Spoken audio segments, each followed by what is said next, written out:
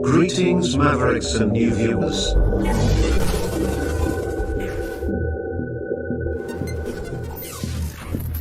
Tonight, direct and live from the Maverick News Network World Studios. This is Maverick News with Rick Walker.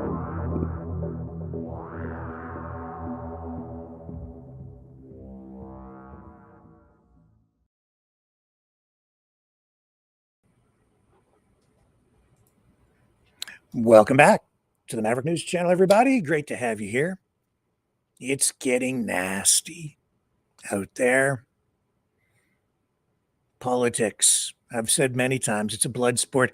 It's a nasty sport right now. Donald Trump is still trying to survive this tsunami of attacks, smears, and maybe some truth. Uncomfortable truths being recycled in some cases, and maybe some new revelations. The Epstein files. It's the story that just won't go away, no matter how much Donald Trump wishes it would, and no matter what he does to make it go bye-bye. But it's not going bye-bye.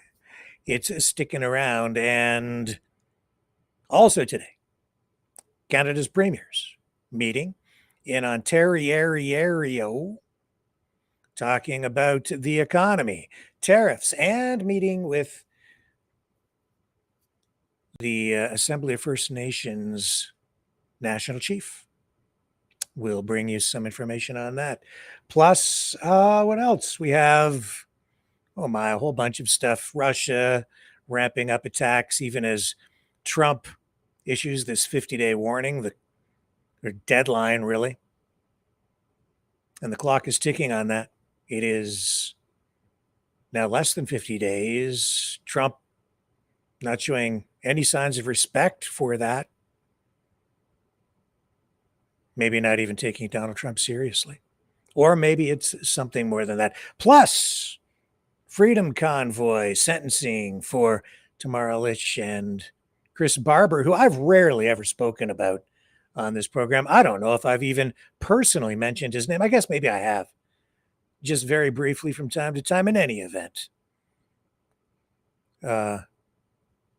sentencing for the two of them coming down in just days. And ahead of that, Pierre Poilievre, conservative leader, and a couple of other conservative members of parliament coming out to criticize the Crown in the case. The timing, opportunistic perhaps, we'll analyze together as we dig into today's top news stories.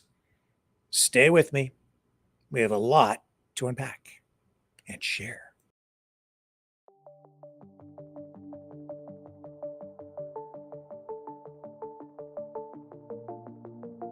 Greetings, brave Mavericks. Our quest for truth continues. We go beyond fake news. Together we expose propaganda. Together we pull others out of rabbit holes. We are maverick thinkers. We are all unique individuals, defenders of individual rights and freedoms, credible, trusted, grounded in reality. Maverick News, Maverick News. Defending free speech, Donate at freedomreporters.com. Do it now. Tomorrow may be too late. Maverick News. The world is watching.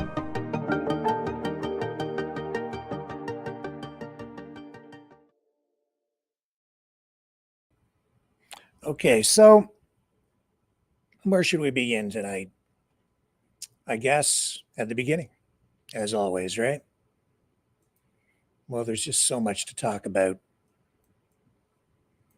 But I guess we have to, oh my, I just had a malfunction on the computer. Another one, but that's okay. I have a backup plan tonight.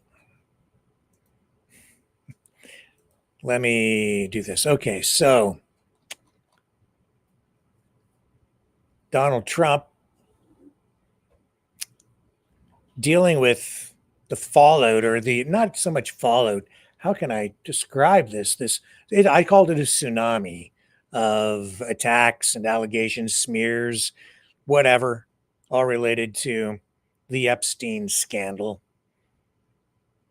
Epstein videos, old interviews related to all of it, resurfacing online, fueling controversy as the Trump administration grapples with the handling of the so-called Epstein files, if they even exist. At this point, we just don't know what's real, what isn't, what exists, what doesn't. Social media platforms are buzzing with recycled claims, including unverified accusations from past court documents, such as those from Epstein victim Sarah Ransom, who alleged in 2016 that Trump had sexual relations with multiple women connected to Epstein. Ransom later retracted some claims, and no evidence has substantiated those allegations. The latest developments center on this July 2025 Justice Department memo stating no client list or evidence of Epstein blackmailing prominent figures has been found, contradicting earlier promises from Trump and Attorney General Pam Bondi to release explosive new details, and they just have not delivered. Well, that's not sitting well with a lot of people, even within the MAGA base. And this has sparked backlash from some Trump supporters, with some conservative influencers like Jack Posobiec demanding full transparency. So adding fuel to the fire, of course, we saw this Wall Street Journal report alleging Trump sent Epstein a suggested birthday note in 2003, which Trump denies, calling it fake and filing a $10 billion libel lawsuit against the paper. Meanwhile, Epstein's victims, like Danielle Bensky, expressed frustration, feeling their stories are being overshadowed by political infighting. And today, Alan Dershowitz on his podcast talking about a lot of this, saying that, Trump has to meet a pretty high bar in order to have a successful defamation lawsuit against the Wall Street Journal, because he has to show that the newspaper essentially acted with malice and acted knowing, I guess, that the letter is not authentic. So I think the onus in this case, based on U.S. law and based on what Alan Dershowitz has been saying today on his podcast, the onus is on Trump to come up with the goods in order to hold the Wall Street Journal accountable. On the other hand, it's been my experience that if you can't prove that something is authentic and you make allegations using unsubstantiated or material that can't be completely verified in order to hurt someone's reputation, you're very vulnerable to a defamation or libel or a slander suit. So we'll see where it goes. The interesting thing here also is that Dershowitz today talked about his involvement in this. It's interesting because Dershowitz, this one-time Democrat lawyer, now really kind of more on the conservative side, or the MAGA side, and the MAGA camp these days politically. He talks in this live stream that he issued today about how he has sort of had contact or involvement in just about all of the major conspiracy-laden incidents in U.S. history since about the 1960s, really since the JFK assassination. Really, like all of them, RFK, the RFK assassination, the MLK assassination, JFK. He talks about how one way or another, because of his experience working, his background in law, where he has worked over time, he's had some connection to all of these things. And even with this Epstein scandal, we know that he has been sort of identified as a person of, in that circle of people within the Epstein universe or ecosystem. And and apparently in this portfolio that has all these letters in it for Epstein's 50th birthday, Alan Dershowitz is told that he wrote one as well. Now he says in this live stream he has no recollection of it, but I guess the Wall Street Journal called him and asked him if the letter that he wrote was authentic, and he told them, "I don't remember writing it. Send it to me. Let me see it, and I'll tell you if it's real or not. I'll recognize my signature." Because there were many of these letters sent as part, and they're all in this leather-bound portfolio. Among them, the letter from Donald Trump, which we're told has this drawing of a silhouette of a naked woman and Donald Trump's signature allegedly creates the illusion or the image, the depiction of pubic hair on this sort of word sculpture, making up this letter to Jeffrey Epstein. And also in that portfolio, we're told now, in fact, Dershowitz was told there's a letter from the lawyer, from Alan Dershowitz as well. That's not to say that we're sending a letter to Epstein is doing anything illegal, but this does connect Donald Trump in a much more personal way to Epstein, and also highlights what many people are saying is Donald's, distasteful lifestyle. Let's put it that way. Here's Dershowitz, though, elaborating on, just what I've been telling you. Conspiracy theory aspects of the case, but it'll never go away. The American public will never, ever be satisfied as to the circumstances of John Kennedy's death, probably never be satisfied with Robert Kennedy's death, and Malcolm X's death, Martin Luther King's death. These are all mysteries, and I have a connection to almost all of them. I mean, I was the one who told the Supreme Court justices that John Kennedy was assassinated. I was working for Robert Kennedy when he was assassinated, working on his campaign. I had dinner with Malcolm X just a few weeks before he was assassinated. I'm not Zelig, and I'm not what's the name of the other movie? But I was there on a number of these cases, just because of my age and my experience and where I've worked. So, and now I'm involved in this conspiracy. I'm involved because I was his lawyer, because I was accused, and because I sent him a playful, maybe, cover of a magazine for his 50th birthday. So I don't know. Will it go away? Will it disappear? Who knows? Will it still be around for the midterm elections? Probably not. Will it be around for the next presidential election? Almost certainly not. Will there still be surmises that maybe he worked for the Mossad, the way Tucker Carlson said? It's clear everybody in Washington knows he worked for the Mossad. No, nobody in Washington knows he worked for the Mossad, because he didn't. So let's see how long this story holds on. I will try my best. I hope there's a new news hook for tomorrow. I'd really, really like to talk about something other than that, but today was a relatively slow news day, and every newspaper you turn to, the first page, New York Times, Wall Street Journal, their leading headlines are Jeffrey Epstein. So it would seem odd for me to ignore it, since I'm included in several of these stories. All right. It's not going away. It is not going away. Here, look at the headline over here on NBC News. They're telling you tonight pretty much what I told you yesterday, that Trump is trying to pivot on this.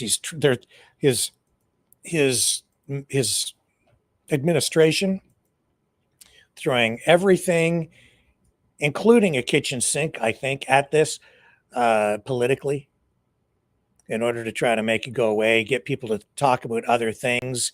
Look at the headline here. Amid Epstein followed, the Trump administration turns to MAGA's other greatest hits.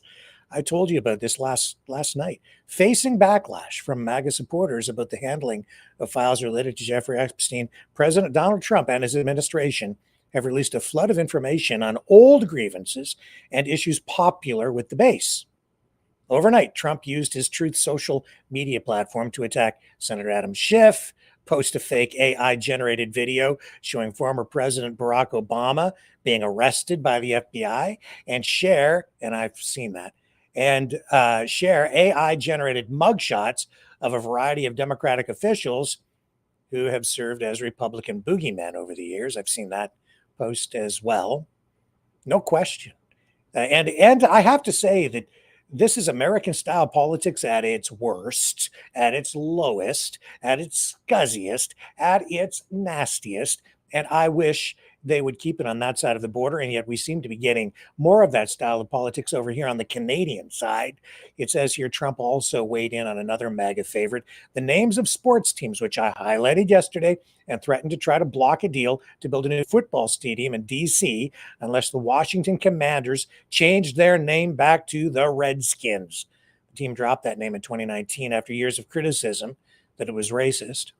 The intensity of the Epstein conversation has dampened since last week after the Trump administration had to contend with many of its MAGA supporters who were furious that officials weren't releasing more information about the Epstein files. On Friday, Trump sued the Wall Street Journal and Rupert Murdoch after the paper published an article saying Trump sent a letter to Jeffrey Epstein in 2003 that included a drawing of a naked woman. So the point is, they're throwing every salacious, scandalous, emotion-driven issue they can at this, dragging everything back out, new, old, something borrowed, something blue, blah, blah, blah. Get it all out there, get it in front of the public, try to get the public talking about something else, because this is hurting Trump. And it's not working. Instead, what we're seeing is old stuff being recycled on the other side as well, and that is getting traction, not the least of which tonight is this video. If I can find it here. Here it is here. This all the way back, I believe this was from 8 years ago, an interview with a member of 2 Live crew, Luther Campbell. This is on a channel called Make It Plain. Not everybody talking about this tonight. It has been highlighted before, but some people are making hay with it. And I'm going to bring it up here and run some of this tonight to show you what's being done to attack the Trumpster. Here we go here. This is pretty damaging stuff. The only problem here is that the allegations or the account given by Luther in this interview from 8 years ago about Donald Trump, talking about attending, sex-laden parties with young women that were so young he felt uncomfortable. I have to point out that he acknowledges in this video he doesn't know how old or how young some of these women may have been, were, only that Trump told people that he was going to have these beauty pageant women or girls at this party. And he went there, and well, I'll let him speak for himself in this old video that is now being recycled. And it has a ring of truth to it. I have to give it that. Let's listen. Something in the 90s. When he first opened up the mansion in West Palm Beach. So, Uncle Luke, tell us what happened. You went with Eddie Murphy and Mike Tyson. The 3 of you were together?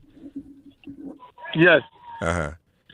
And Donald Trump invited you all personally? Yeah. Uh-huh. He invited all us. He was having his pageant contest going on, and with his pageant contest, he ended up inviting us to the event. tell us what happened, Uncle Luke. What happened to that party that made you have to leave? Well, I mean, it was just a lot of things going on. A lot of things that I don't care to engage in. And we showed us the house, showed us the golf course in the back, all these different things.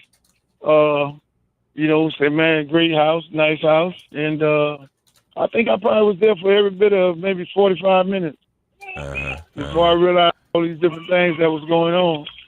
And I was like, okay, it's time for me to go here. Now you understand, you are Uncle Luke. You 2 Live crew. So, I mean, we're dying to know what was going on that you couldn't engage in. Man, it was just some things that I don't really care to discuss. Because, one thing about me, I don't kiss and tell. But at the same time, the party was going on. And, it was a lot of things. Put it this way, there were a lot of things going on. A lot of things. So a lot of things in a lot of different rooms. There was a lot of different rooms going on in the house. And every time you open up a door, there was something else going on that I really didn't care to be a part of. So I felt like, hey, look here, man. I'm from Liberty City. At the end of the day, if I wanted to be involved in all those different type of activities, I did that in my hometown. Less long as going to somebody's house where I think they got cameras and everything, be able to take me, and before you know it, you're extorting me. That ain't gonna happen. But one thing about me, I ain't never take no drugs, and I don't get into drugs. So I leave it like that. Were there drugs there, Uncle Luke? It was a lot of things up in there. I know I don't take no drugs. I'm gonna leave it like that. Did you see Donald Trump use any drugs? No, I didn't see him use no drugs. So these rooms. So presumably there were women in these rooms. Oh yeah, a lot of women. Mm-hmm. How were they? All over the room. How were they dressed, Uncle Luke? Half naked. Half naked. Half naked and some naked. Half naked and some naked. Yeah. All right. We had a house party. They up in there naked. Was there any assaultive behavior toward women at this Donald Trump party? No.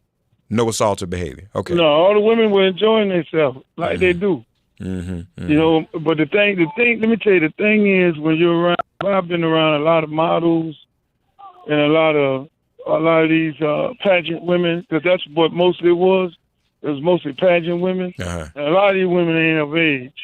So when you got a whole bunch of these women running around, whether they of age or not, there's a lot of things going on. You just, some women look too young.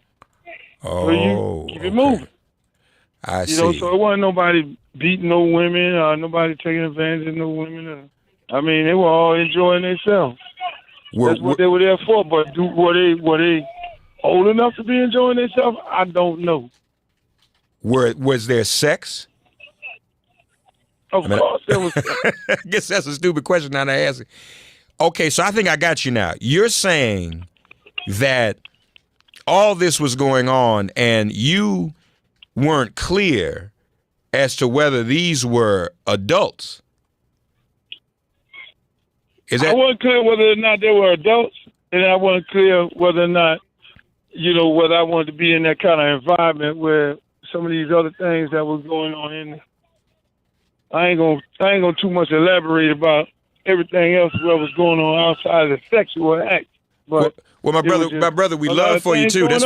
We love for you too. That's why we on Sirius XM. Because we can open it up. We on Sirius XM. We can bust it wide open right here. The drugs and the alcohol and the sex and all that, but I ain't gonna talk about the drugs and the alcohol and the sex.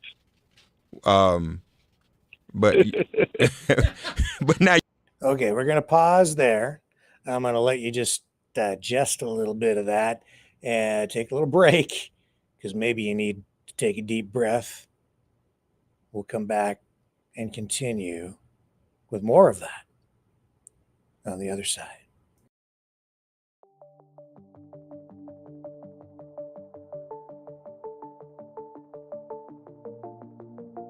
Greetings, brave Mavericks.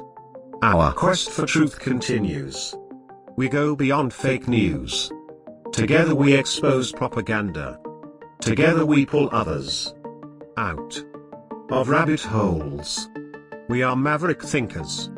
We are all unique individuals, defenders of individual rights and freedoms, credible, trusted, grounded in reality. Maverick News, Maverick News. Defending free speech, free speech. Donate at freedomreporters.com. Do it now. Tomorrow may be too late. Maverick News. The world is watching.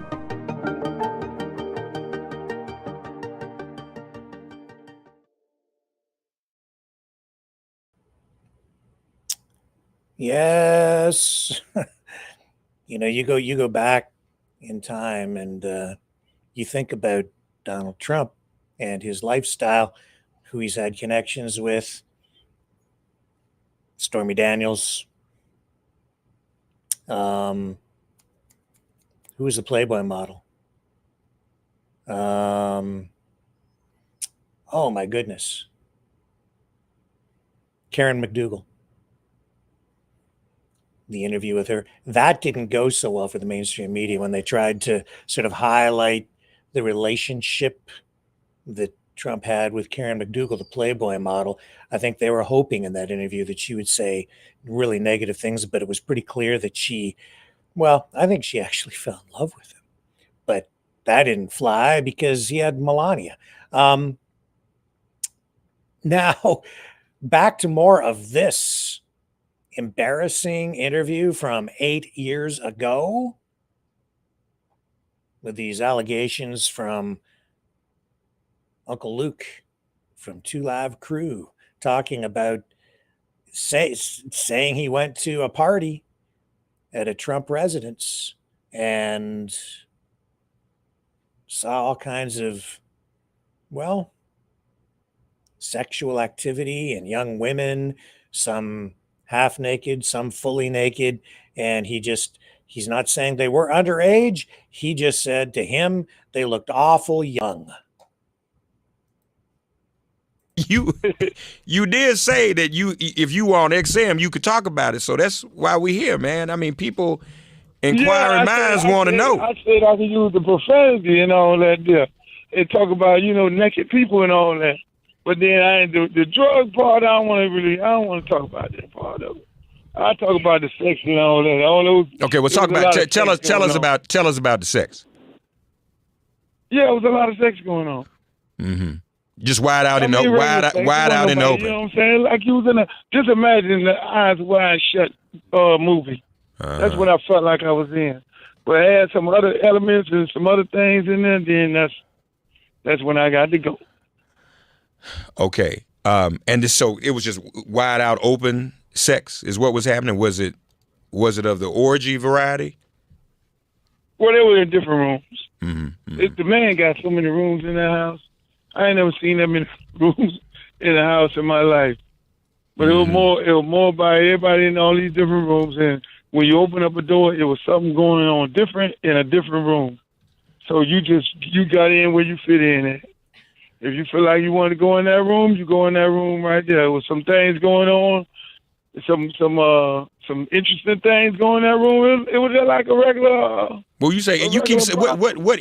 Give me an example of an interesting thing that was going on, if you don't mind. Oh, hang on a second here. Sorry about that. We'll come back here. Here we go. More with this. You got to use your imagination. If it's sex, then it's some other things going on that you don't want to be involved in. I don't know if my imagination goes that far. I don't. So if it wasn't sex, oh no, you a big boy. No, really, bro. You in the radio business. Wait a minute. So wait a minute. Something was going on outside of sex and drugs that was interesting. Well, I'm trying to figure out. Outside of sex. Outside of sex. Outside of sex. And then now you add whatever else you want to use your imagination. What happens? What happens after that? But there was a lot of things going on in there. Uh-huh. You know, them guys in there, them, it was going down. So was Donald Trump It having was one of them parties you would have enjoyed yourself being in.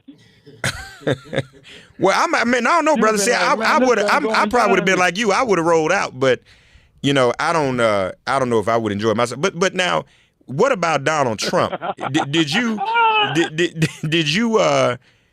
Was he having sex with all these women? No, I didn't see him having no sex. Let me tell you, the man took us around the house. Okay, he said, "Look, I got all these women. I got these women from the pageant. They're gonna be there." So we went. It was like, "Hey, man, I got a pageant down here. I'm hosting these women at the house. Okay, up in Palm Beach. They send some cars to pick us up. We get in the cars. We drive up there. Me, Mike, Eddie Murphy. We all in our own individual cars. Car service drove us up there. We got there. He showed us around the house. Told us about this mansion and the history behind it and all that. Just the golf course. It was dark. We couldn't see the golf course and things like that. And then before you know it, hey, man, y'all enjoy yourself. We got cocktails and everything. And before you know it, the rooms and everything start popping. There wasn't no DJ. It was more of, hey, get in where you fit in. Whatever room you're going to go in, you go into that room. So you say no DJ. There was no music? Or the music was piped in? No, there wasn't no music. No music. That was the interesting part about it. It wasn't no music. So women just naked in rooms with no music? Hey, people walk around. It wasn't, listen, it wasn't nothing wrong with that. I was happy to be at that party. But then at the end of the day, when I started looking at some of these girls' faces, I was like, man, these girls don't look like they're old enough. I didn't ask nobody their age. And then all the other stuff going on, it was like, okay, I can't be up here. I got to go. If I'm going to jail, then somebody's going to extort me. I really, I don't do drugs. Never did it in my life.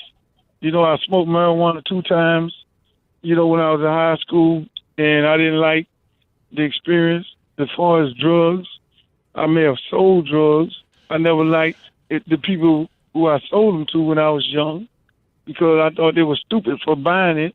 So I never had cared to indulge in it. Mm-hmm, mm-hmm. So when I do see people doing it, if I'm around it, I get away from it. Mm-hmm. Put it that way.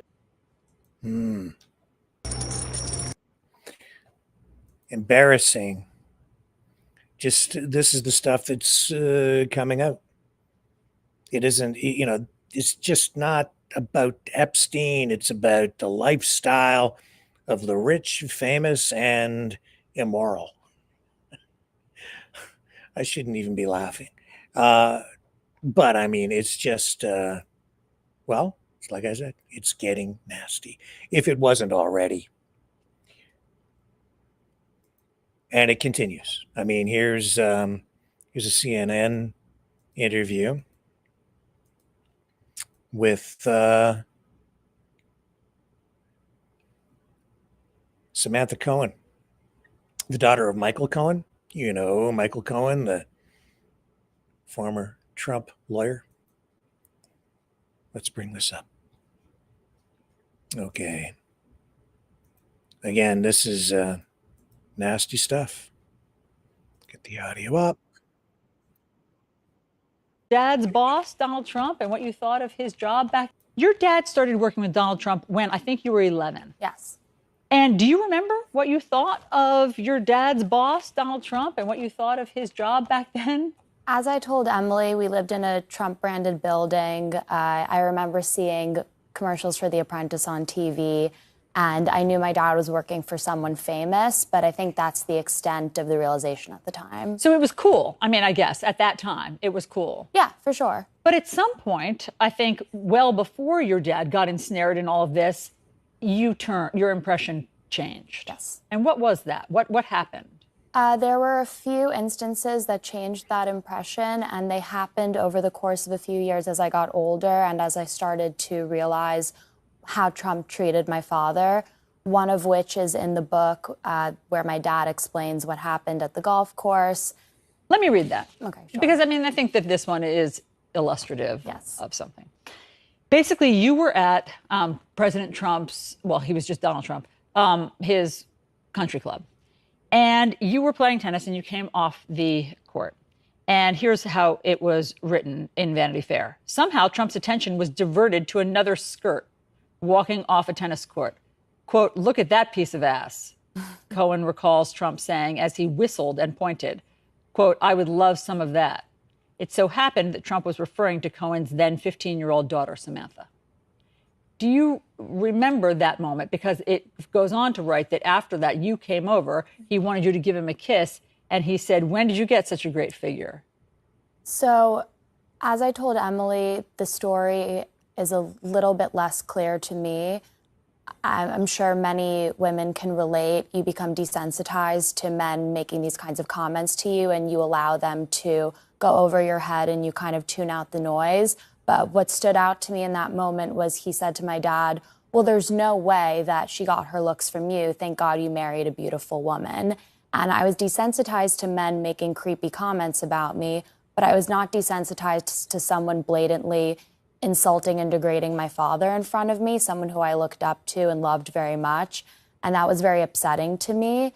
And that made me think, okay, maybe Trump doesn't treat my father so well. And I do want to get to that in a moment about the way he treated your father. But first, back to that for a second. He also, I mean, at least in the book, it says that he said to you, "Be careful, I'll be dating your friends in a few years." He was married to Melania at that time when he said that to you. Did you ever get the impression that he was hitting on you? No, I didn't get the impression that he was hitting on me directly, but I had the impression that he was interested in younger women and that, you know, women would age out for him, and that when one woman became too old, you'd find a new younger one.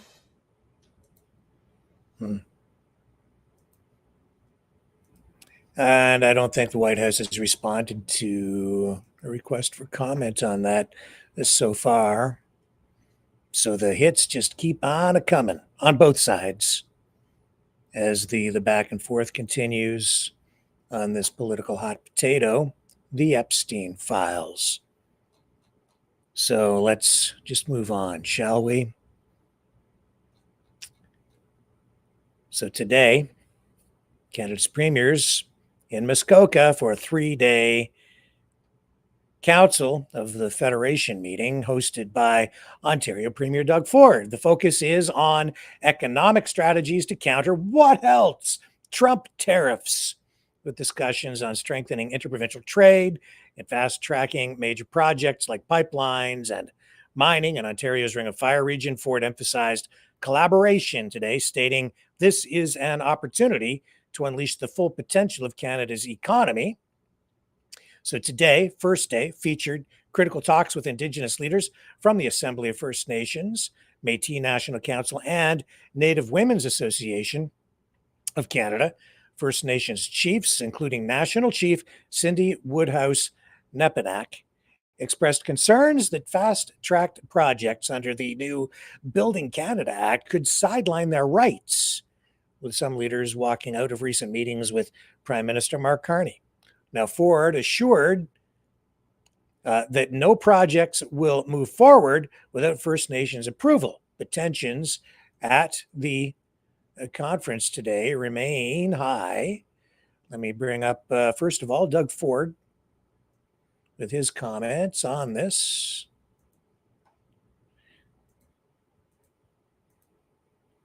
And this is all part of that effort to reduce interprovincial trade barriers, fast-track projects, find ways to get pipelines and other major infrastructure built in Canada. And Canada's provinces, the premiers, the federal government, you need the First Nations on board to be part of this. Well, first of all, I want to thank the National Chief for coming here. As she mentioned, if I didn't call her, she wouldn't have been here. But it's all about building relationships. I called her personally, asked her please come, and we're building a relationship now, which is good. And where we're going with this is an FMM meeting with Indigenous communities. So that's really important too. Yeah. So when will that be? Will that be after? Well, we'll talk to the Prime Minister tonight, and then we'll really push it as quickly as possible to make that happen. Maybe a central meeting. What do you feel you're walking away with? Did you get a green light, do you feel, from the Indigenous leadership to go ahead with whatever you wanted to do with special economic zones? Well, what I heard, Colin, was they want to move quick. They're tired of talking. That's what I heard from all the chiefs around the table.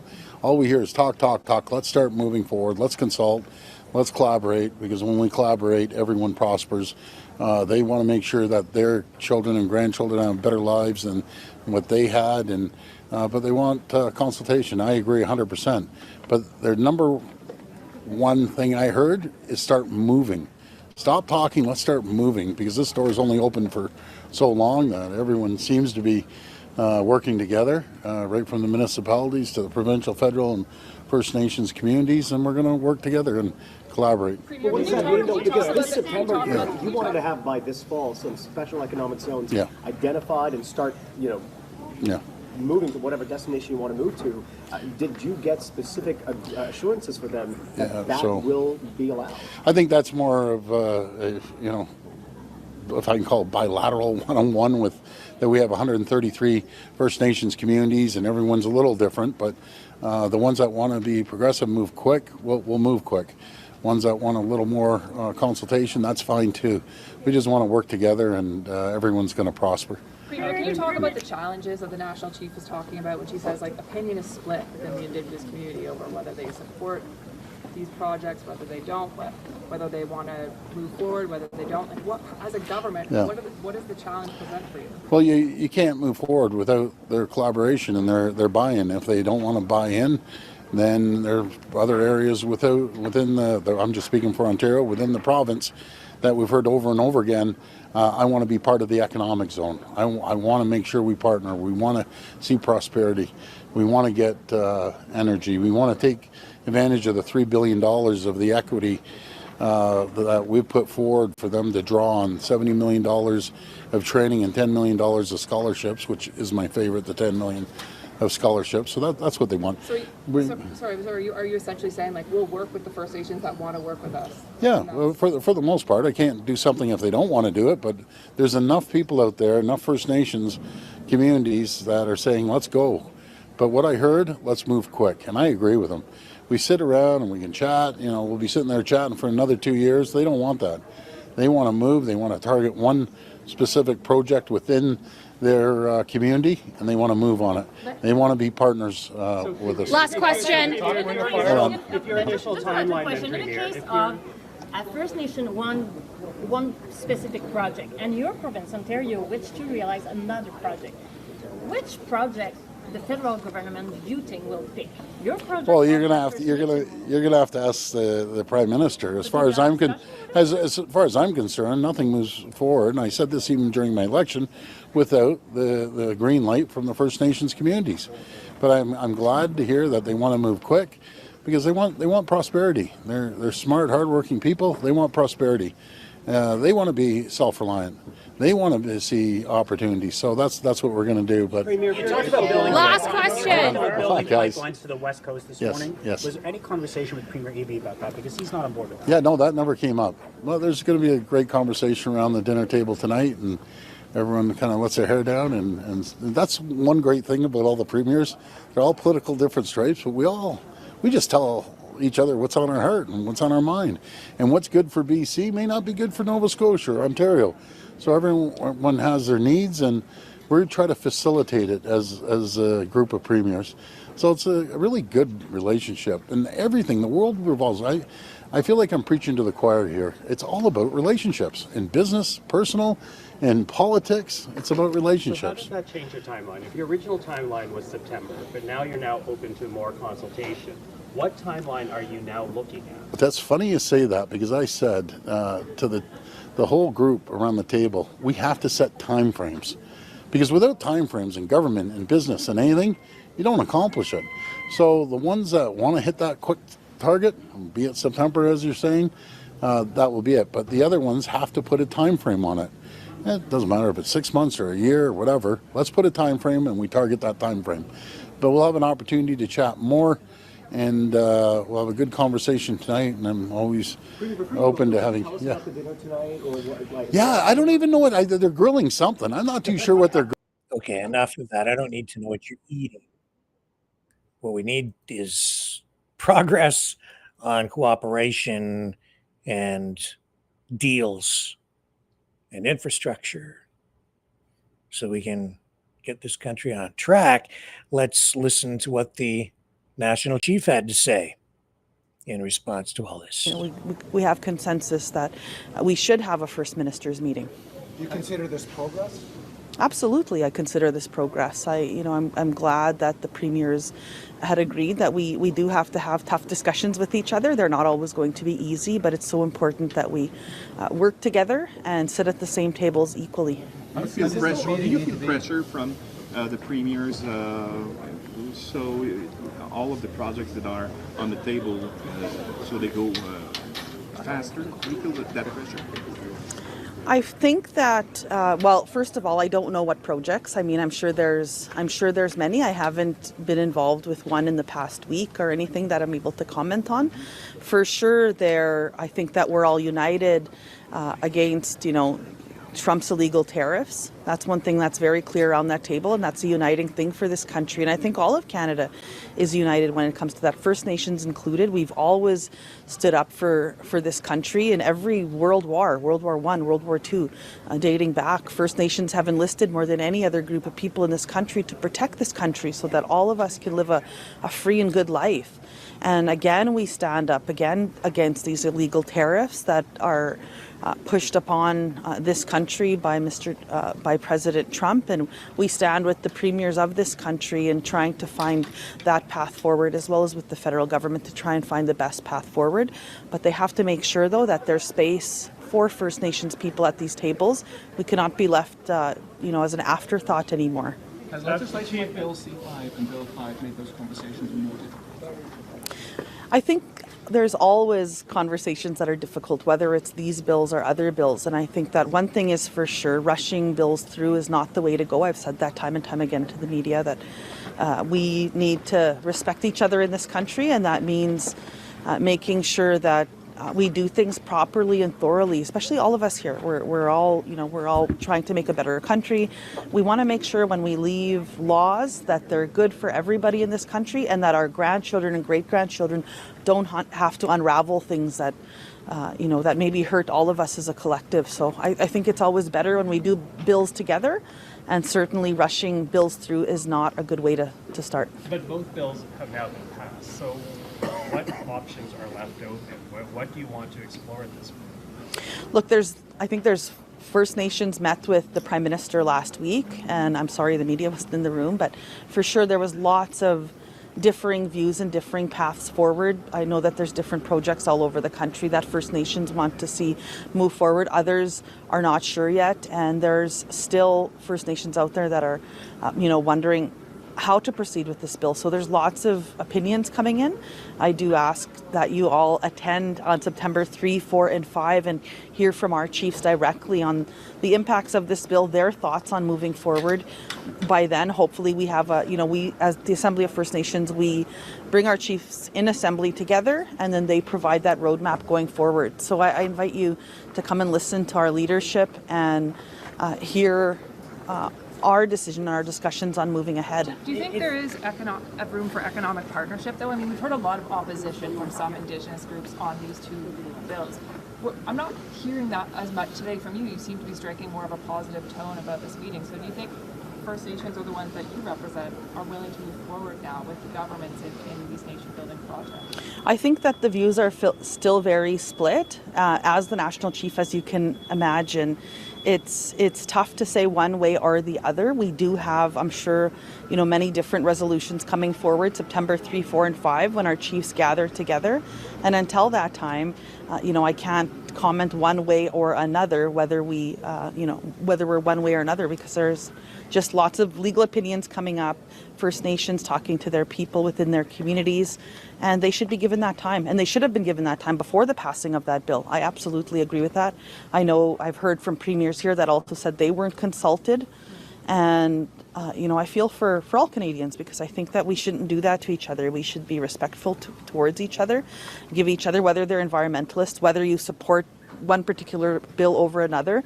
Our democracy should always be that we hear those voices and that we do things in a careful, good way with each other. Last question. Okay, that's enough. Prime Minister Carney will be in attendance at the conference tomorrow. Stay with me.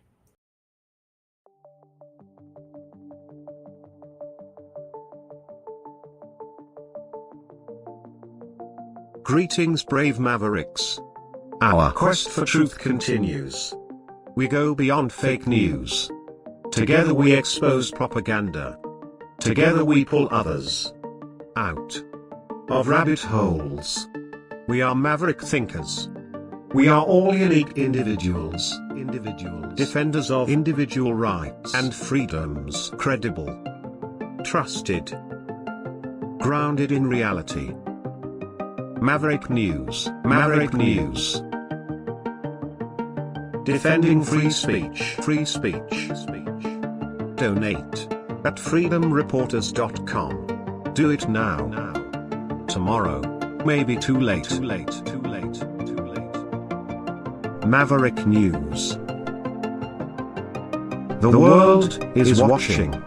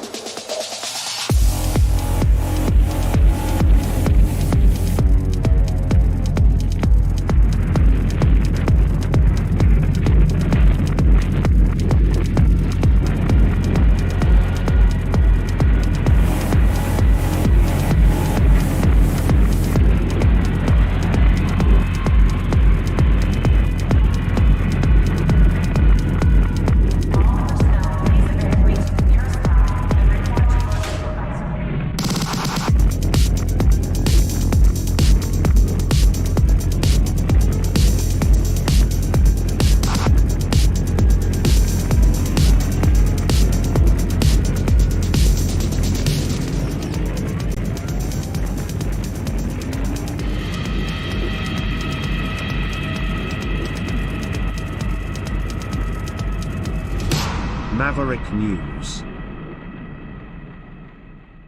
The world is watching.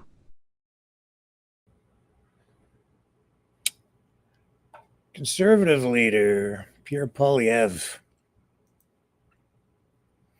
is set to face a record-breaking 108 candidates in the August 18th by-election for Alberta's Battle River Crowfoot riding. I don't know if any of you have taken note of that. I have. Some people have mentioned it to me. Somebody just called and talked to me about it yesterday, and I laughed. I know some people don't think it's funny, but I think it is. I think it highlights the absurdity of politics these days. 108 candidates. Like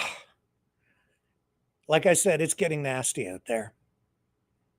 This is the riding where he's aiming to reclaim a seat in the House of Commons, and Poilievre, Canada's would-be sort of kind of leader of the Conservative Party of Canada, still living in the residence for the leader of the official opposition, even though he lost the election and his seat. He didn't move out.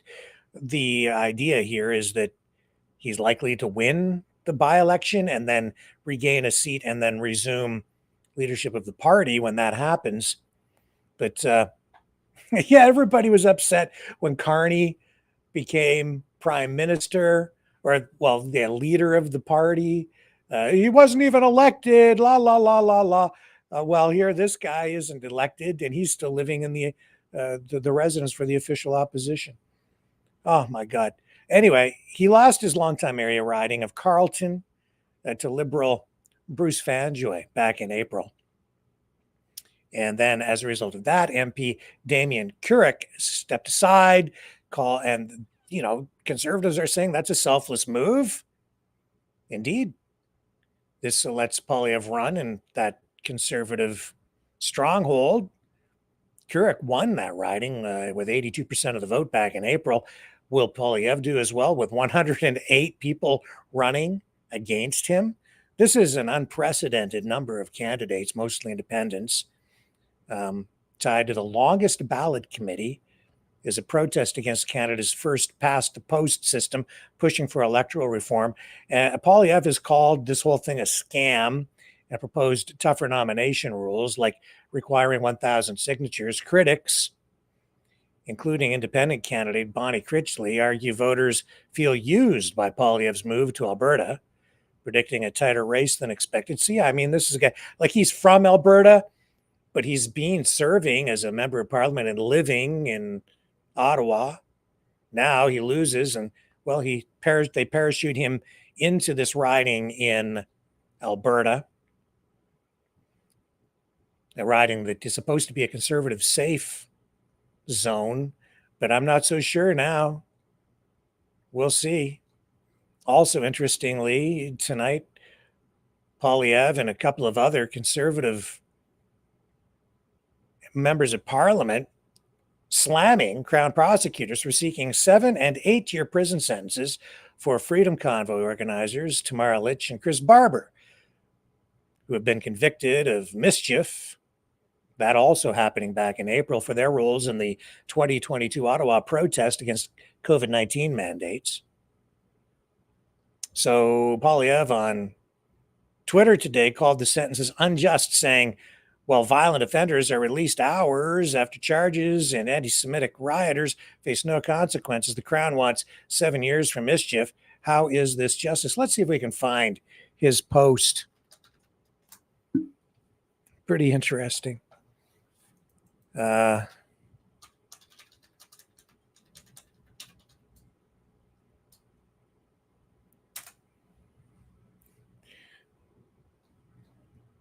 Here we go, right here.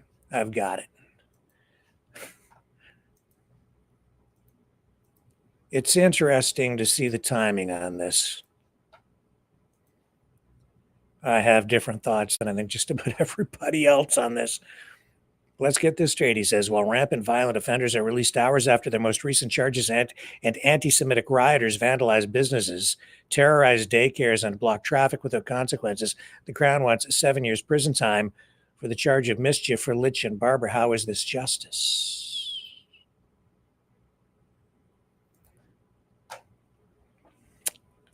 So why? Why come out and support Litch and Barber right now, just ahead of sentencing? Because he's seeking election in the by-election.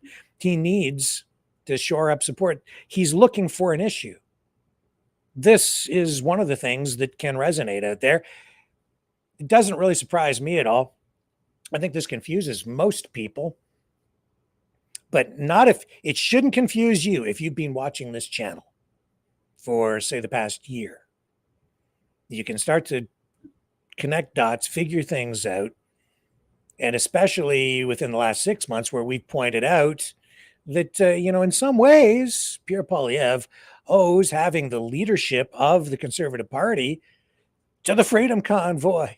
Because as a result of the Freedom Convoy, you had the leader of the Conservative Party ousted. It for whatever reason, and you can... I mean, I have my views on it because we've shown that you have a real core group of separatists and an Alberta-centric center to the Freedom Convoy, one element of it. And as a result of their activities, the Conservative Party ousted Aaron O'Toole as leader, paving the way for a leadership convention, which resulted in Pierre Poilievre, who has been consistently much more sympathetic to the Freedom Convoy and even the Western separatist movement than the O'Toole camp, which is more to the left, Poilievre more to the conservative side, and much more to the Alberta side. You're getting a lot more influence within the federal Conservative Party from the UCP, Alberta Prosperity Project, those people in that part of the conservative camp. So it shouldn't come as any surprise to see Poilievre pivoting over and commenting on this case, which we will have a verdict on in terms of sentencing within a couple of days.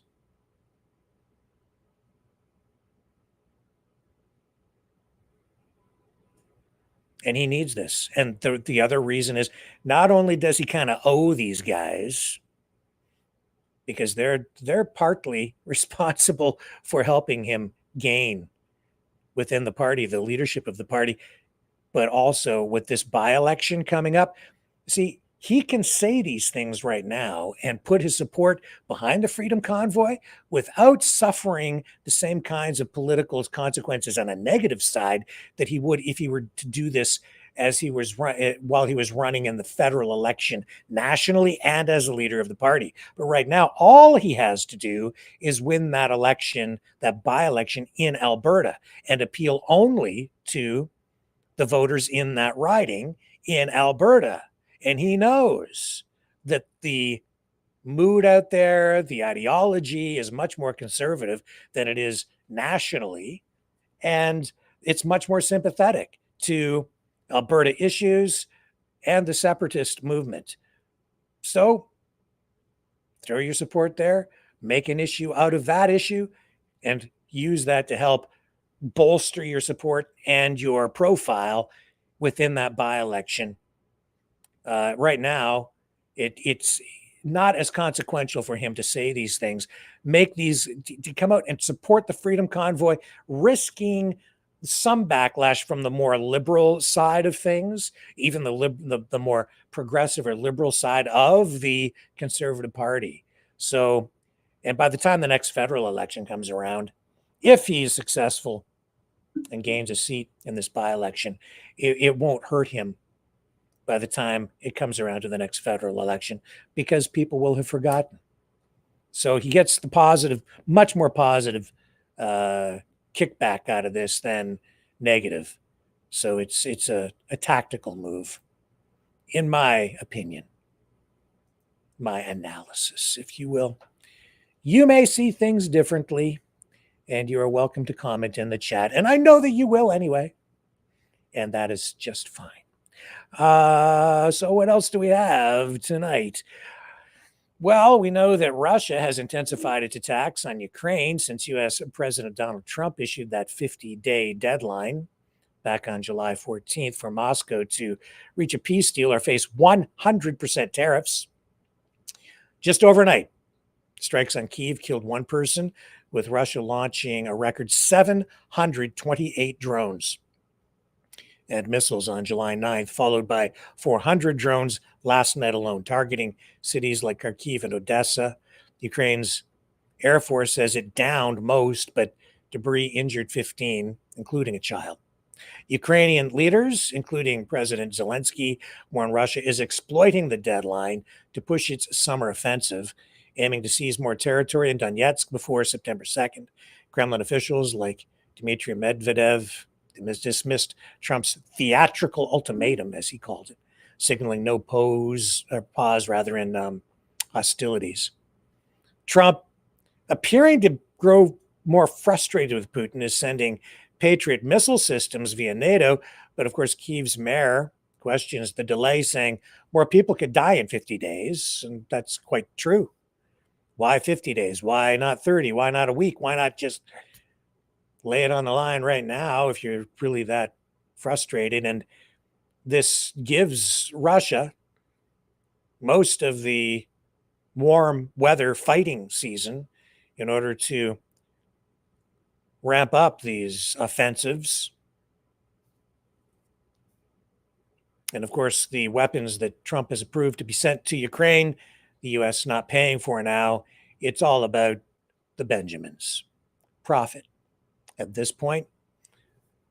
And I guess that's what the MAGA base has been clamoring for, because you're hearing a lot less opposition to it now after how long have they been saying on the MAGA side, we don't want to pay for any of that. No more tax dollars for that. Well, now it's just pure profiteering.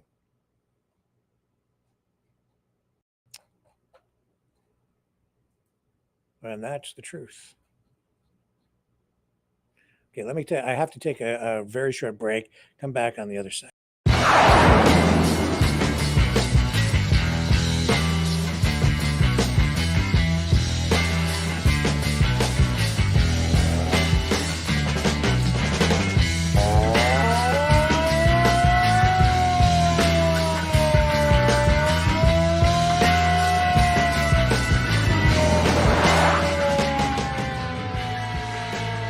Maverick News.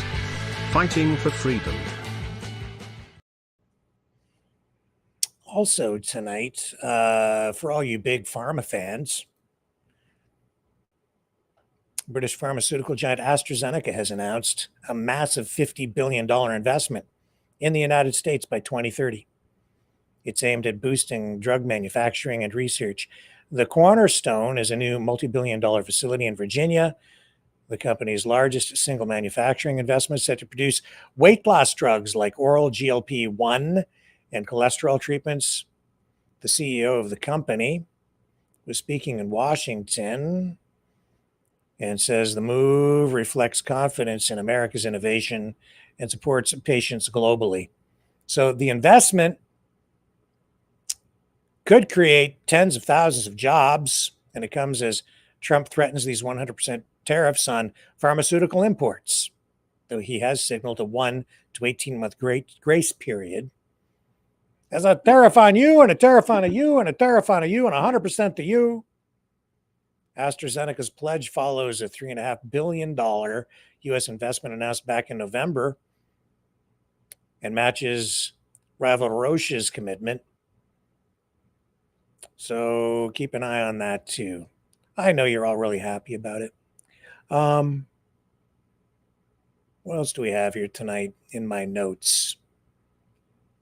Federal inmate charged with first-degree murder in the death of that notorious British Columbia serial killer, Robert Pickton. That's been has added a lot of fuel to even conspiracy theories over the years.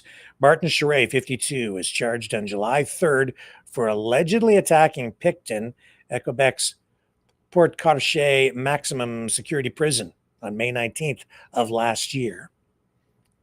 An investigation report says Charest broke a broom handle and thrust it into Pickton's face, leading to his death in hospital. Pickton was convicted in 2007 of 6 counts of second-degree murder, was suspected of killing dozens of women at his Port Coquitlam pig farm. And then you've seen all these allegations trying to connect Trudeau to the farm over the years without real actual evidentiary verification or proof, just lots of theories, lots of conspiracies. Charest is set to appear in court on Thursday. The case has renewed calls from victims' families to preserve evidence from Pickton's crimes for further investigation. And also tonight,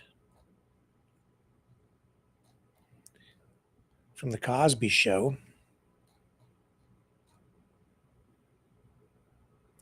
actor Malcolm Jamal Warner, best known for playing Theo Huxtable, has died at the age of 54. Man, time flies. Hard to believe it was that long ago that The Cosby Show was a huge hit. He drowned in an accidental drowning in Costa Rica. Local authorities there say Warner was caught in a strong ocean current yesterday with his body found in the afternoon. So there are reports that he died of asphyxia due to drowning. And he is, remembered and beloved by millions for his role in that iconic 1980s sitcom. He also starred in Read Between the Lines and directed episodes of a variety of different television shows over the years. And of course, Bill Cosby embroiled in scandals over the years as well. Okay, another short break. Let me just triple check the headlines here. I'll be right back. You know, someone very profoundly once said many years ago that if fascism ever comes to America, it'll come in the name of liberalism.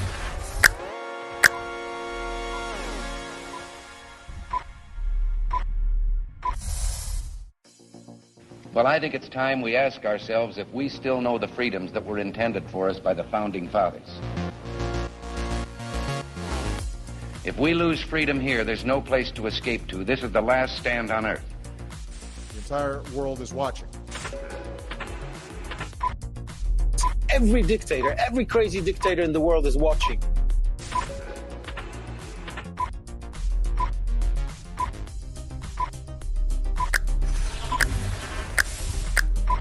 The world is watching. On TV, the entire world is watching. On social media. But the entire world is watching, and yes, they are seeing what we have apparently bravely been willing to say that others are thinking. Stand for freedom. Literally stand for freedom. Let's get this done. The entire world is watching.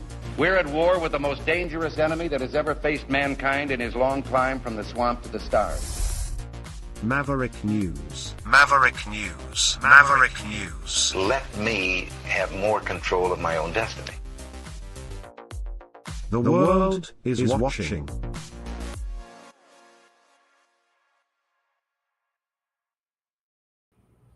Okay, I'm back. Just came across this with Jagmeet Singh. Let me see if I can hear it. Is here. I'm not really sure what to make of this. Let me bring him up.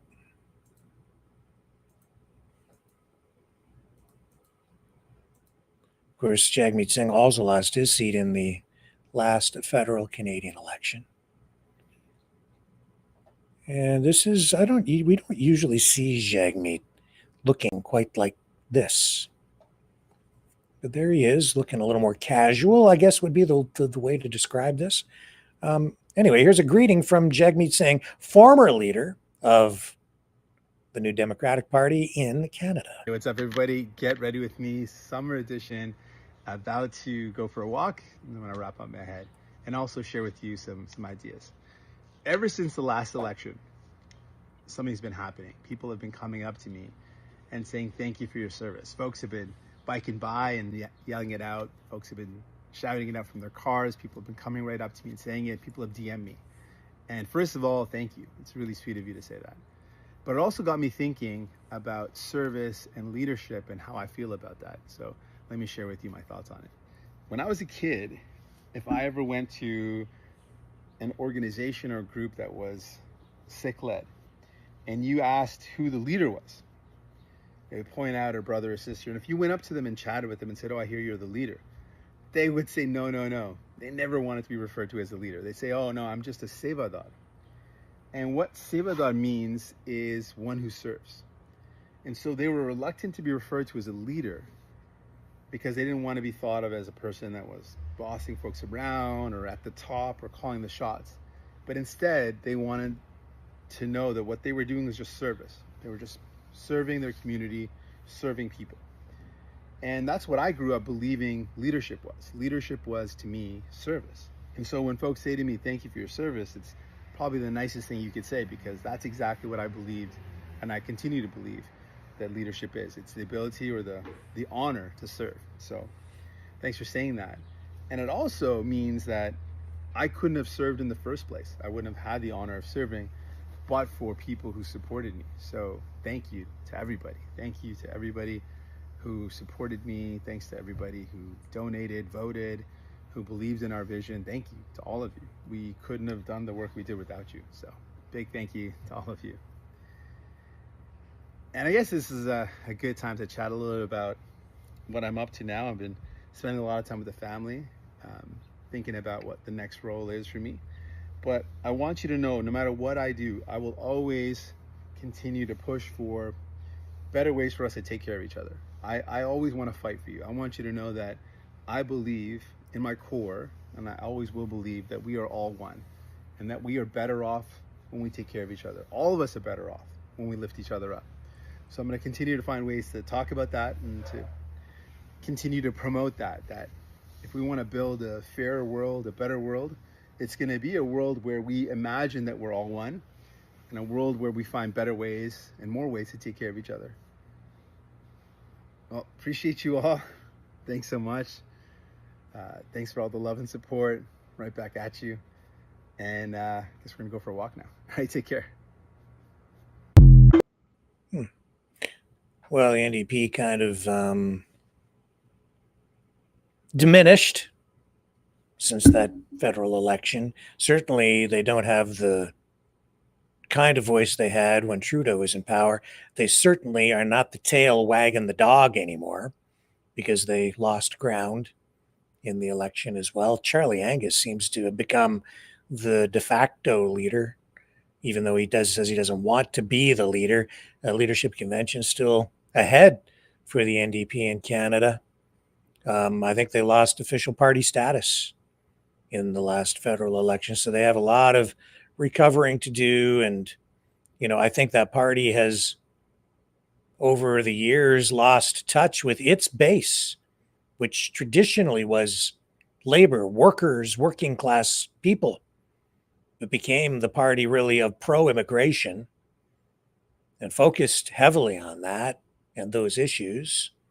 So I think the NDP kind of ceded the territory, the political territory of the working class to, strangely to me, because I always remembered the Conservatives as being the party of business and fiscal responsibility, but they have picked up that sort of voter block even more than the Liberals kind of did. Like Conservatives benefited from the NDP giving up on labor unions, strangely to me, but that's because you've seen the Conservative Party become more populist and this convergence beginning to take hold even within the CPC itself to some degree, where you're getting sort of the conservatives or even the ultra conservatives or the heavy conservatives and the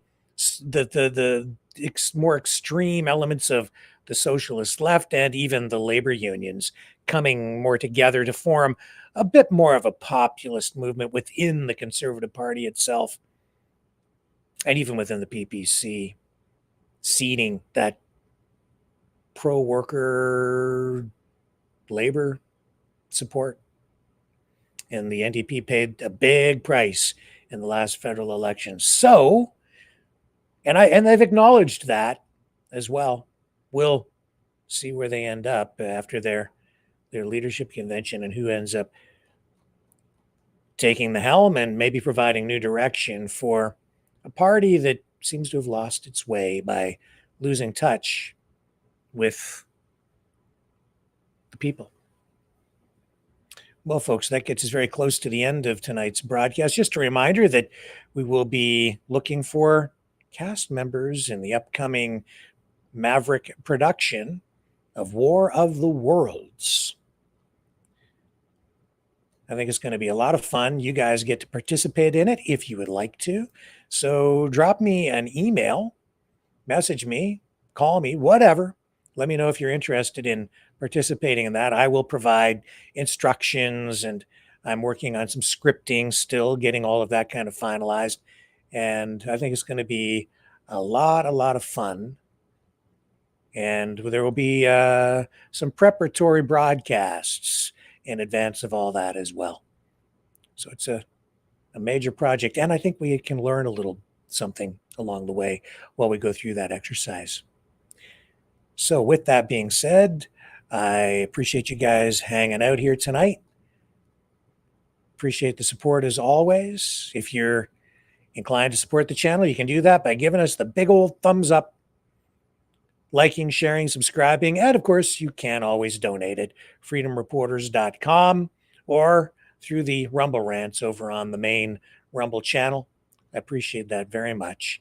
And I will see all you guys back here tomorrow on the flip side. And since we're talking about a Martian invasion through War of the Worlds, let's give this one a spin again tonight. MAGA Mars. See you tomorrow.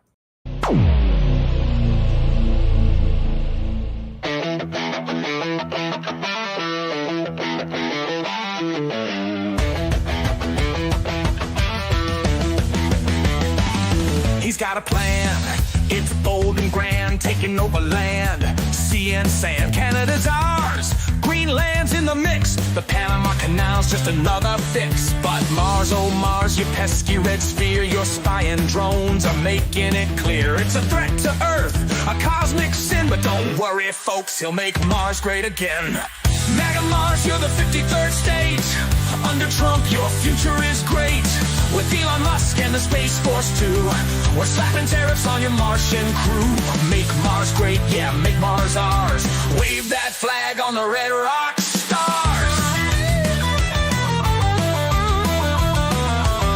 We'll impose sanctions, taxes, and fines. Martian exports know they're crossing the line. The Martians cry foul, but Trump doesn't care. He'll build a space wall floating up there. Elon's on board with rockets ablaze. The stock market's loving this Martian craze. He says, trust me, folks, I know the deal.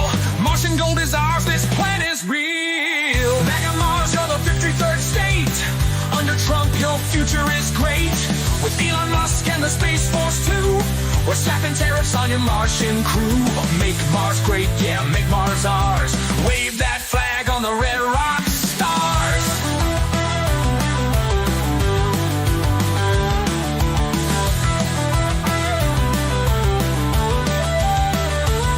Yeah, Mars hotels with golf resorts, intergalactic trade reports, a MAGA dome where Martians bow. We've got the best Martians, Trump says now. Fake news claims the plan's absurd, but Trump tweets back, it's the final word. Martian drones not on my watch. Space Force ready to kick it up a notch. MAGA Mars, you're the 53rd state. Under Trump, your future is great. With Elon Musk and the Space Force too, we're slapping tariffs on your Martian crew. Make Mars great, yeah, make Mars ours. Wave that flag on the red rock stars. So buckle up for the Martian fight. Trump's taking over the Martian night. It's all for freedom, it's all for the win. Oh, say can you see, he'll make Mars great again.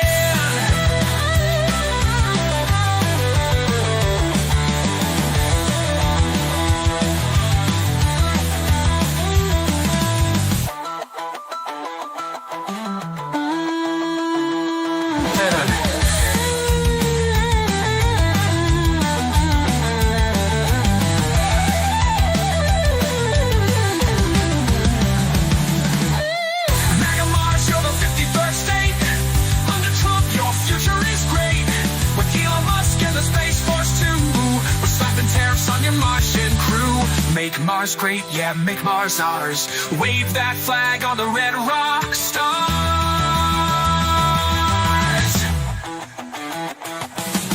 So buckle up for the Martian fight.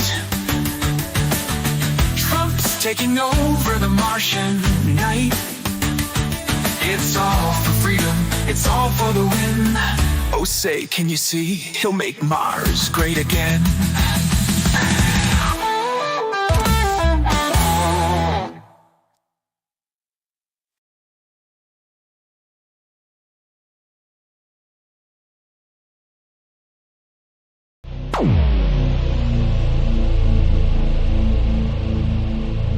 This has been a Maverick Multimedia production.